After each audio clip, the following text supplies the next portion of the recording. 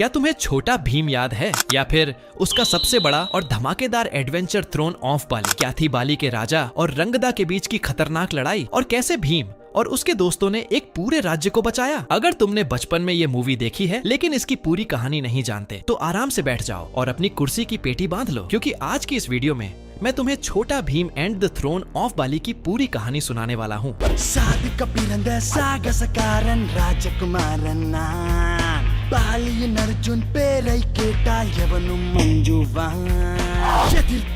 Film की शुरुआत होती है ढोलकपुर से। एक दिन बाली से एक दूत आता है और एक शाही निमंत्रण देता है। राजा ने अपने मित्र ढोलकपुर के राजा और उनके साथी भीम को बुलाया है। राजा ने उन्हें एक भव्य उत्सव में शामिल होने के लिए आमंत्रित किया है। भीम, छुटकी, राजू, जग्गू और इंदुमती उत्साहित होकर यात्रा शुरू करते हैं। इस दृश्य में दिखाया गया है कि सब अपनी यात्रा का आनंद ले रहे हैं, लेकिन साथ ही एक रोमांच की भावना भी है, क्योंकि सबको पता है कि वे एक नए देश में जाने वाले हैं। लेकिन दोस्तों, असली कहानी तो अब शुरू होती है। एक घने अंधेरे जंगल में रंगदा दिखाई जाती है, एक शक्तिशाली तांत्रिका जो काला जादू करती है। उसके चेहरे पर एक दुष्ट मुस्कान होती है और उसके पास एक अंधेरी सेना भी होती है। यह दृश्य बिल्कुल अलग एहसास देता है। जहां बाली की रोशनी और उत्सव थे, वहीं रंगदा के दृश्य में अंधेरा, तेज हवा और डरावनी पृष्ठभूमि की आवाजें होती हैं। रंगदा कहती है कि अब वह समय आ गया है जब वह बाली पर कब्जा करेगी और राजा को हमेशा के लिए खत्म कर देगी। रात होते ही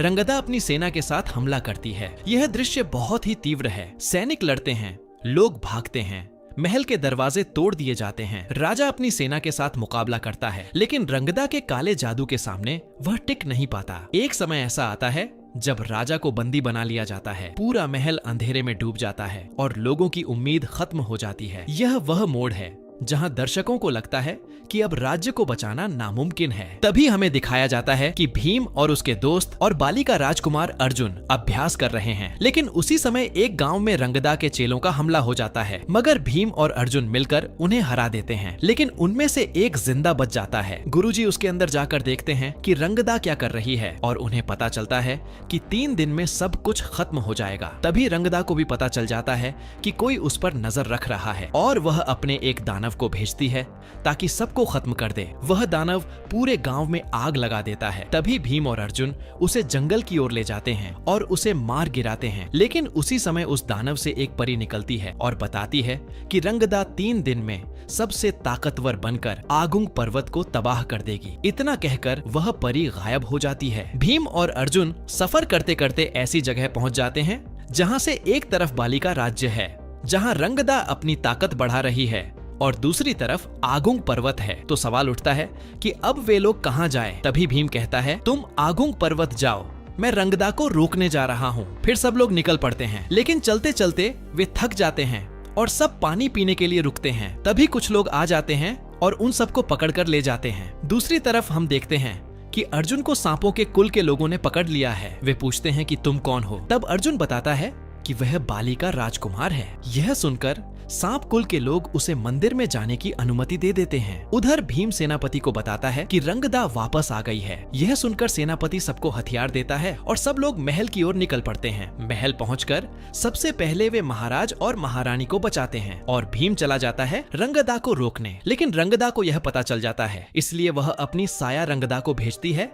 भीम को रोकने के लिए। भीम और साया रंगदा के बीच भयंकर लड़ाई होती है, लेकिन साया रंगदा भीम को अपने वश में कर लेती है और जाते जाते पूरे महल को ही भीम पर गिरा देती है। और दूसरी तरफ रंगदा पंचभूतों की ताकत हासिल कर लेती है और निकल जाती है आगुंग पर्वत को तबाह करने। इधर छुटकी, राजू और जग्गू मिलकर भीम को ढूंढते हैं। उधर रंगदा अर्जुन पर भारी पड़ रही होती है, लेकिन तभी जग्गू बंदर अपनी सेना को बुला लेता है। सभी बंदर मिलकर रंगदा की पलटन का सफाया करने लगते हैं। तभी रंगदा महाराज इंद्रवर्मा पर हमला करती है, लेकिन भीम आकर महाराज को बचा लेता है और रंगदा से भिड़ जाता है। इसके बाद रंगदा भीम को कंचे की तरह फेंक देती है और भीम जाकर गिरता है 3 खंभों के पास। वहां भीम को कैरस मिलता है, लेकिन वह उसे अर्जुन को दे देता है। अर्जुन रंगदा पर वार करता है, लेकिन उसका कोई असर नहीं होता। रंगदा कैरस की मदद से सुरक्षा कवच तोड़ देती है और आगुंग पर्वत को तबाह करने निकल पड़ती है। तभी जमीन फटने लगती है